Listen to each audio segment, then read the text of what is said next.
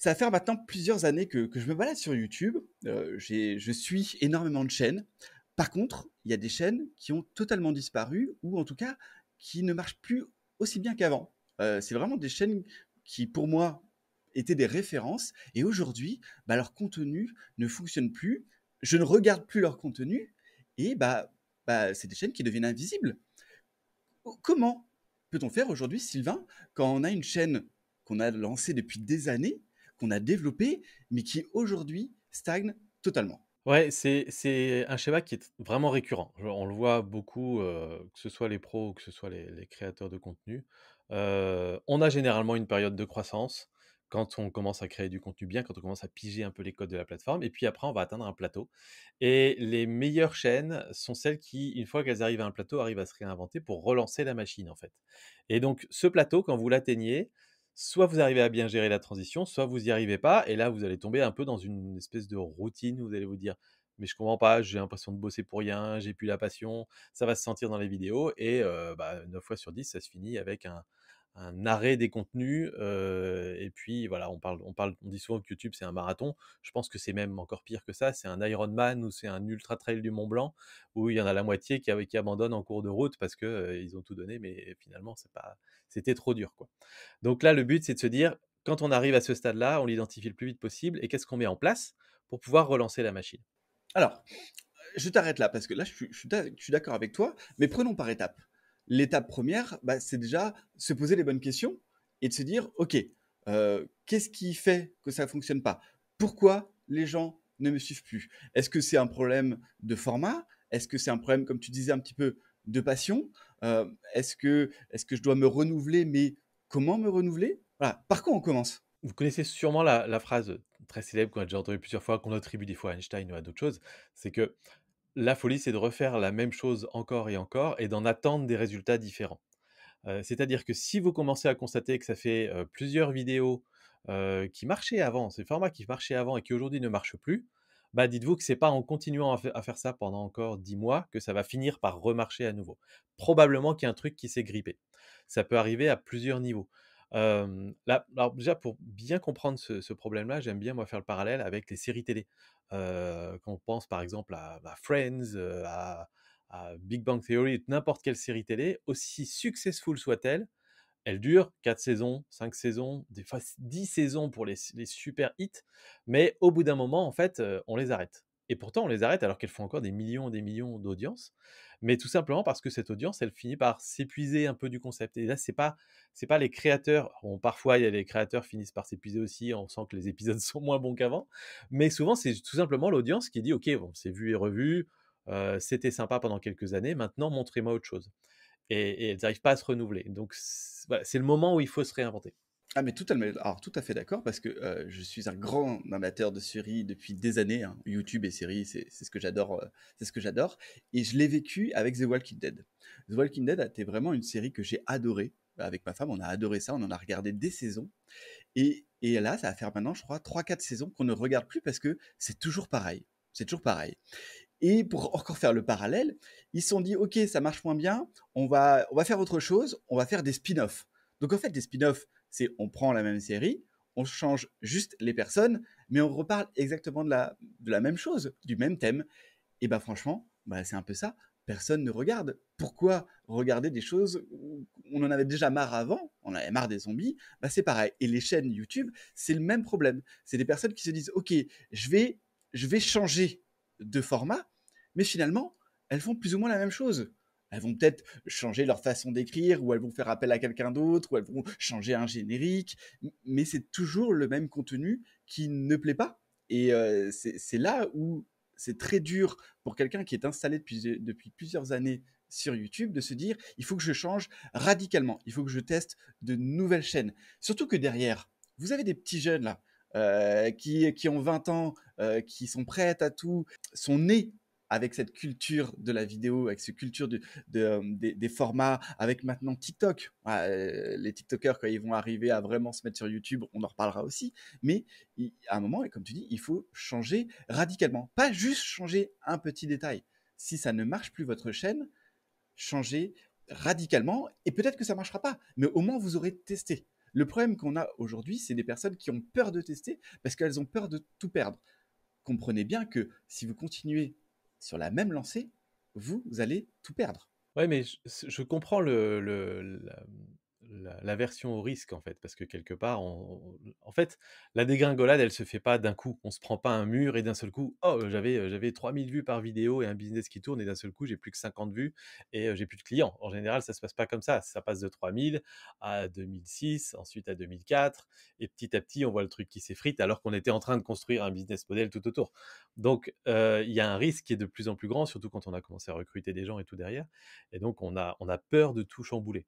Mais tu as vraiment mis le doigt sur ce qu'il faut, c'est-à-dire que sur YouTube, on peut de temps en temps poster des vidéos qui n'ont rien à voir avec le reste de notre contenu pour tester. C'est totalement permissif comme plateforme. On a le droit de faire des erreurs. Donc vous allez tester des formats radicalement différents, comme tu dis, tu as tout à fait raison, parce que les petits ajustements, qu'on se le dise, ça servira à rien, ça va juste mettre des petits pansements pendant quelques temps, changer un petit truc sur la miniature ou bien changer le décor, c'est pas ça qui va changer les choses si votre audience s'est fatiguée. Donc testez des trucs radicaux et de temps en temps, donc faites par exemple 3 contenus safe et un contenu complètement nouveau.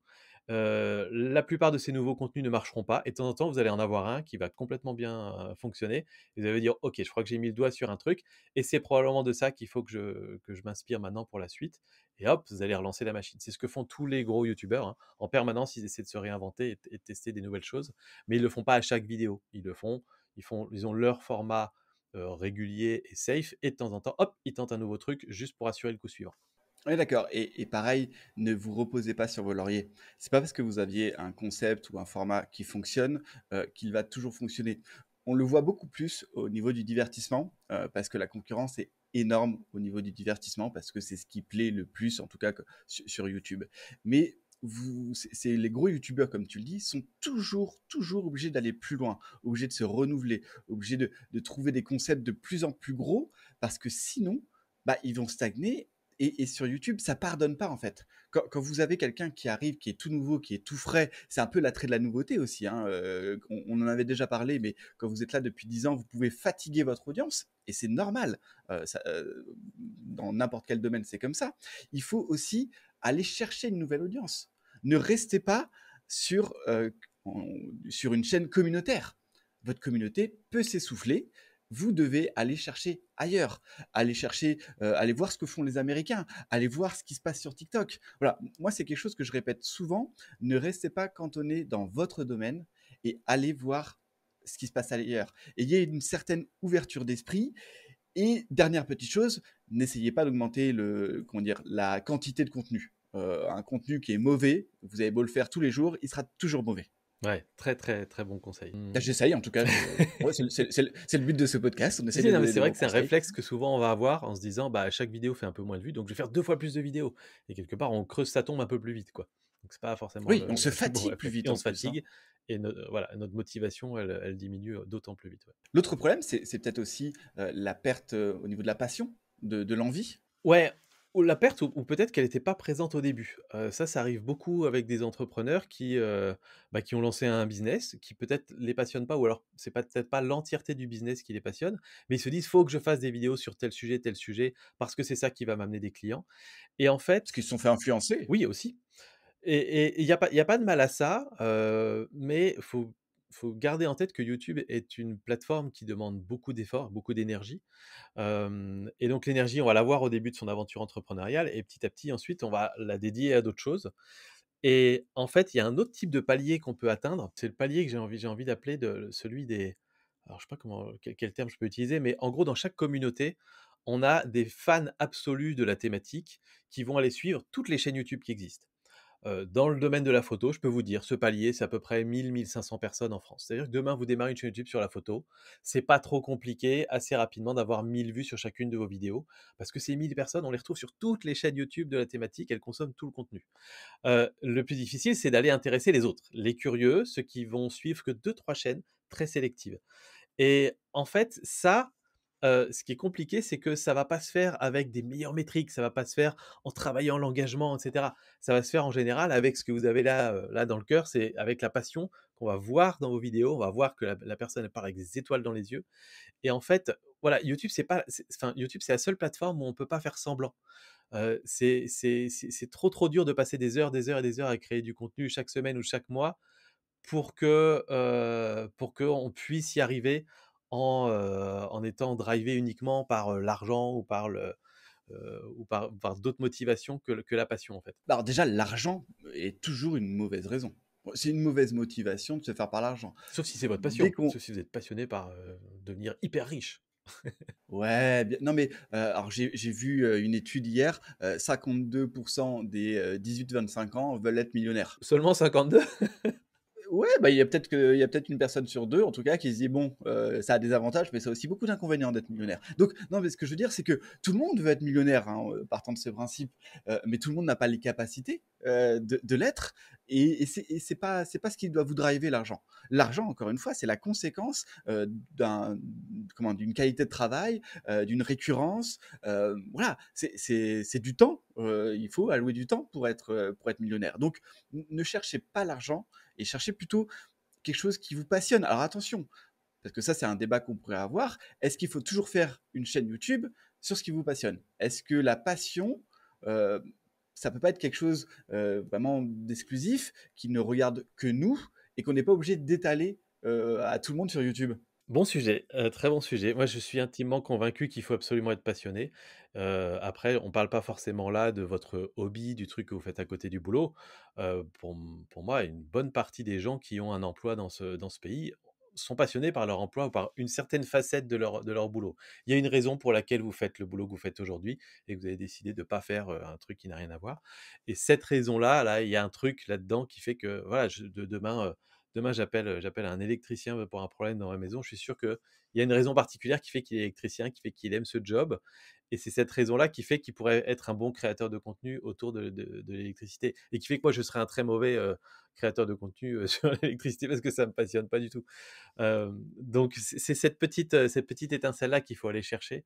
Et voilà, une personne, quand elle est passionnée, elle peut en parler des heures du sujet. Elle va faire des connexions avec n'importe quel autre sujet avec son sujet de prédilection.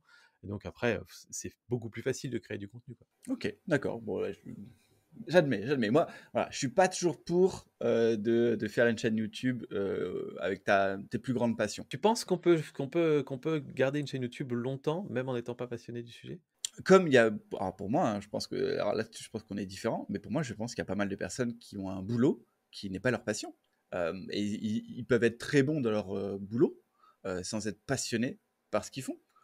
Il y en a qui ont besoin de travailler parce qu'ils ont besoin de faire quelque chose, ils ont besoin, on va pas se le cacher, de ramener de l'argent à la maison et ils sont pas forcément passionnés. Comment dire, moi j'ai travaillé au départ pour assouvir mes passions. J'ai pas travaillé par passion, mais voilà, c'était l'objectif, c'était que je puisse encore une fois vivre confortablement et surtout que ce que je gagnais allait servir ma passion qui était en dehors de mon boulot. Alors, on est d'accord qu'on peut avoir un job qui ne nous passionne pas, heu, mais se dire qu'on va faire des vidéos YouTube sans être passionné par le sujet par notre sujet, le truc, c'est que faire des vidéos YouTube, c'est pas un job. 9 fois sur 10, quand on fait des vidéos YouTube, ça ne rapporte pas d'argent. Ou en tout cas, pendant longtemps, ça ne va pas nous rapporter d'argent et c'est pour ça que je te dis que là, pour moi, une majorité des gens vont laisser tomber avant que ce soit rentable, parce qu'ils n'ont pas la passion pour, durer suffisamment longtemps, en fait. Ouais, mais tu peux avoir des personnes qui sont passionnées par la création de contenu, pas forcément par un domaine. Tu as des personnes qui peuvent être passionnées par la vidéo, mais qui vont pas faire forcément une chaîne sur la vidéo, qui vont utiliser leur passion, passion technique, hein, ça peut être quelque chose de technique, pour après développer une chaîne YouTube. Je dis pas que ça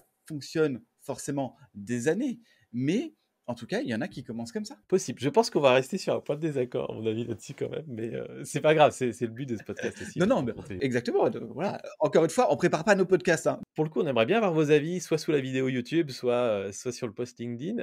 Ce serait intéressant de savoir ce que vous en pensez, vous. Est-ce que vous pensez on peut, créer une chaîne YouTube, à succès sans être passionné par le sujet en question? Heu, Ce serait très intéressant d'avoir le débat là-dessus, Ouais, je pense. ouais. N'hésitez pas à nous mettre ça en commentaire. J'ai envie de voir si je me trompe totalement ou s'il existe comme moi des personnes qui pensent que on peut lancer des business sans être. Alors business parce que pour moi YouTube Ça va est un canal ensemble. d'acquisition. Oui. Voilà. Donc est-ce qu'on peut lancer un business sans être passionné par le domaine.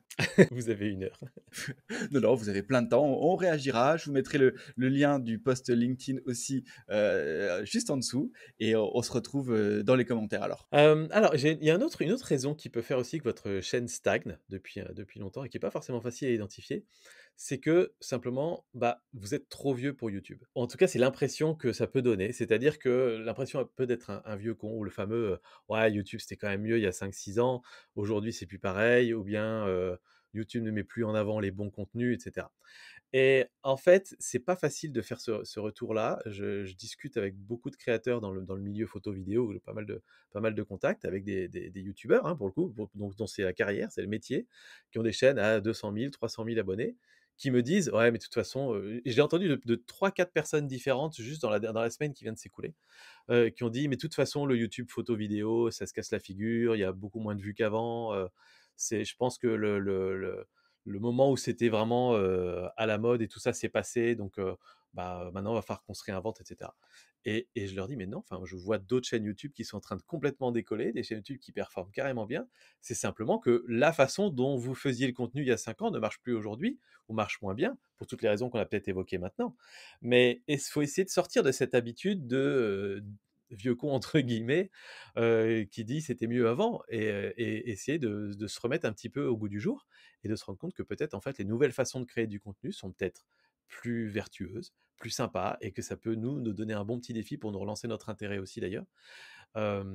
Et donc pour ça, en général, le mieux, c'est d'aller déjà en partie dans les analytics et de voir s'il y a un point de blocage particulier sur notre contenu.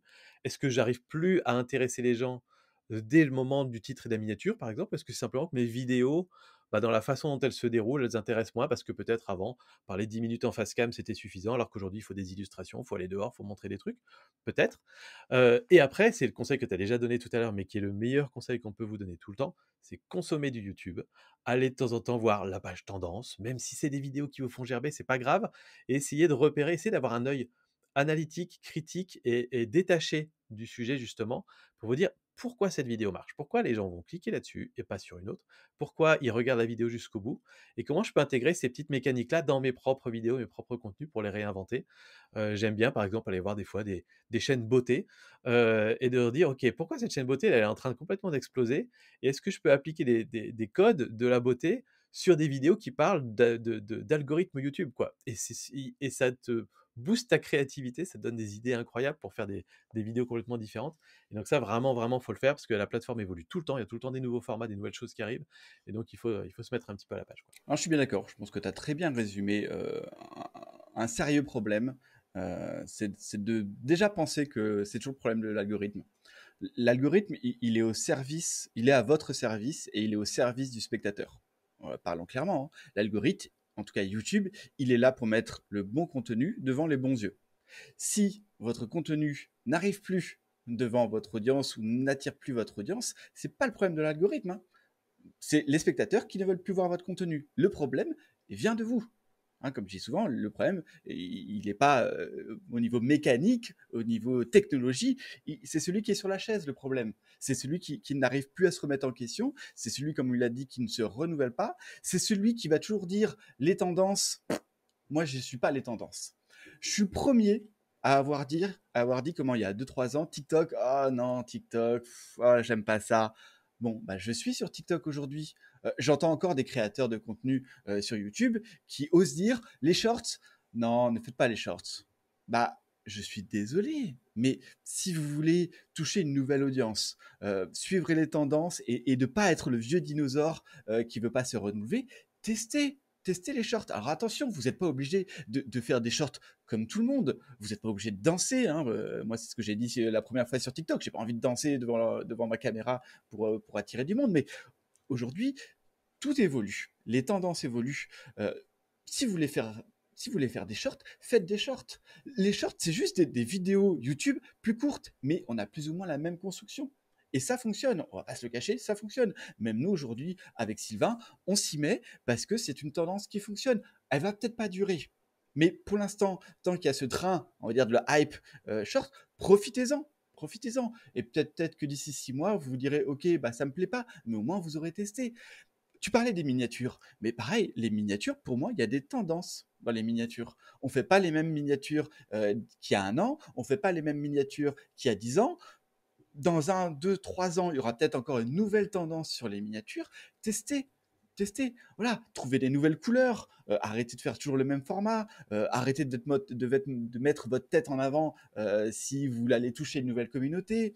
Euh, voilà, il y a plein de choses à faire. Encore une fois, je le répète, la pire des choses, et comme tu l'as dit, la folie, c'est de continuer à faire ce que vous avez l'habitude de faire et qui n'a plus de résultat. C'est pas le Saint-Esprit qui va faire venir des spectateurs sur votre vidéo.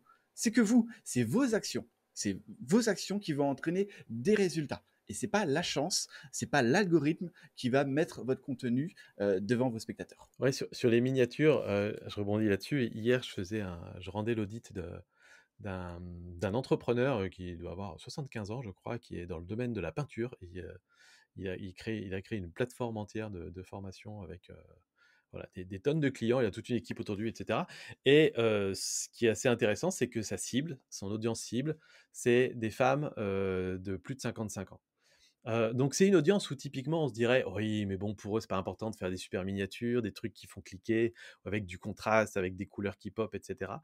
Et en fait, en analysant sa chaîne, on s'est rendu compte qu'il y avait un souci au niveau des miniatures et que dans sa thématique, pour cette audience-là, les miniatures qui marchaient le mieux suivaient malgré tout quand même pas mal les codes de la plateforme et c'était à peu près le même genre de miniature, un peu moins claquante évidemment que des miniatures pour des enfants de 15 ans, mais globalement, les codes restaient à peu près les mêmes et c'était un bon enseignement parce que j'y allais de façon agnostique en me disant si ça se trouve, les miniatures avec un design des années 90, ça marche bien pour cette audience-là parce que c'est leur code graphique quelque part. Eh ben non, en fait, en réalité, ce qui marche bien ailleurs sur YouTube tend aussi à bien marcher pour cette audience plus âgée. Donc c'est vrai aussi pour ce qui marchait bien il y a 5 ans, probablement ne marche plus aujourd'hui parce que les tendances ont évolué. Donc faut suivre, il y a pas de souci à ça. Pour revenir sur la question des shorts, parce que, oui, on est d'accord, c'est complètement différent que, de faire des contenus de moins d'une minute par rapport à des contenus longs. On n'a pas le temps d'approfondir, on crée moins une relation directe avec l'audience et cetera. Heu, mais déjà, comme tu dis, ne pas s'arrêter sur les a priori. Au minimum, vous testez. Au minimum, vous en faites 10 ou 20. Et après, moi, ce que j'aimerais vous encourager, c'est ne pas le faire par obligation. Ne pas vous dire: «Faut faire des shorts, alors du coup, on va les faire», mais bon, parce que du coup, ça devient pas fun et c'est comme si vous faisiez une chaîne YouTube sur un sujet qui vous intéresse pas. Par contre, sur chaque nouvel outil, il y a des moyens de les utiliser pour que ce soit fun pour vous et pour que ça vous plaise. Et les shorts en font partie. Faites des shorts qui vous éclatent d'une manière où ça vous plaît, en vous disant: «OK, sur un contenu court, je peux pas expliquer autant de choses que sur un contenu long. Par contre, je peux titiller les gens sur ce petit point-là. Je peux contredire une vérité que tout le monde dit comme étant absolue, alors qu'en vrai, il y a quelque chose qui est complètement différent, qui va changer leur façon de le voir, et ça, en une minute, je peux le dire. Donc peut-être qu'il faut juste essayer de, dans votre cerveau, vous dire: «Qu'est-ce que je peux faire passer en une minute?» qui probablement n'a rien à voir avec ce que vous faites habituellement dans vos vidéos longues, mais c'est pas grave, ça vous transmettra une valeur, ça transmettra une idée de ce qui guide vos décisions, votre vie, votre boîte, votre passion, et cetera. Et donc voilà, essayez de trouver un moyen de vous éclater dans ces nouveaux formats et vous verrez que c'est assez chouette au final. Non, comme tu l'as dit, ce qu'il faut, c'est s'adapter. Ne copiez pas les autres, adaptez du format court, adaptez-le à votre contenu. Il y a plein de façons de le faire. Le mieux pour ça, encore une fois, c'est d'en consommer. C'est-à-dire, moi, j'avais un a priori de fou sur TikTok jusqu'au jour où je me suis inscrit sur TikTok et j'ai été volontairement suivre. Alors j'ai très vite arrêté les recommandations que TikTok me donnait au début parce que selon ma catégorie d'âge et cetera, bon, j'avais des trucs qui ne correspondent pas à ce que je voulais. Mais en commençant à suivre certains créateurs, en faisant des petites recherches pas très longues, on commence à tomber sur des contenus, on se dit: «Ah! OK, ça peut aussi être ça». Du coup, là, je me vois bien, je me projette un peu plus. Et sur les shorts, c'est pareil, vous ne voyez pas faire des shorts, commencez par consommer des shorts, virez volontairement, zappez les shorts qui ne correspondent pas à ce que vous voulez, même si ça peut être tentant parfois de les regarder, et allez chercher des shorts de créateurs que vous admirez, etc. Et commencez, juste c'est une mini-étude de marché, passez 1 heure ou 2 à regarder des créateurs que vous aimez bien, qui sont dans le même état d'esprit que vous, peut-être la même tranche d'âge si vous voulez, et vous verrez qu'il y a des trucs assez sympas et ça va vous aider à débloquer des trucs où vous allez vous dire: «Ok, en fait, peut-être comme ça, je pourrais les faire, ce serait intéressant». Tout à fait. Donc pour conclure, je pourrais dire que une chaîne qui stagne, c'est pas une fatalité. Il y a énormément de choses à faire. Par contre, il faut être prêt à prendre des dispositions. Il faut être prêt à aller regarder dans les analytiques. Je le dis souvent, les suppositions, c'est bien, mais regardez vraiment vos analytiques. C'est le meilleur moyen de savoir ce qui fonctionne et ce qui ne fonctionne pas. Deuxième conseil, l'ouverture d'esprit. S'il vous plaît, arrêtez de consommer toujours le même contenu, allez voir ce qui se passe ailleurs. Comme l'a dit Sylvain, il va voir des chaînes beauté. Vous voyez qui c'est, hein, il va voir des chaînes beauté. S'il y va, c'est pour voir qu'est-ce qui fonctionne, qu'est-ce qu'on peut prendre de ces autres domaines pour le ramener à nous, qu'est-ce qui fonctionne en ce moment.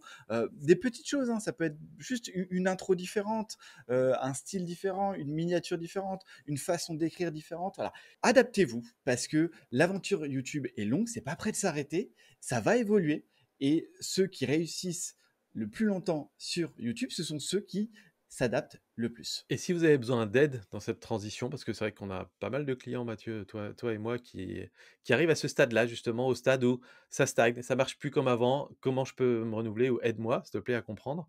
Parce que c'est pas facile de faire cette autocritique quelque part. Nous, on a l'habitude de ça, donc n'hésitez pas à nous envoyer un petit message privé sur LinkedIn, sur YouTube, où vous voulez. Et on peut voir si on peut vous aider là-dedans à faire cette transition si jamais vous avez besoin. On se retrouve où d'ailleurs pour discuter de tout ça? LinkedIn? Sur YouTube aussi? À la chaîne YouTube Code YouTube, on n'en parle pas trop.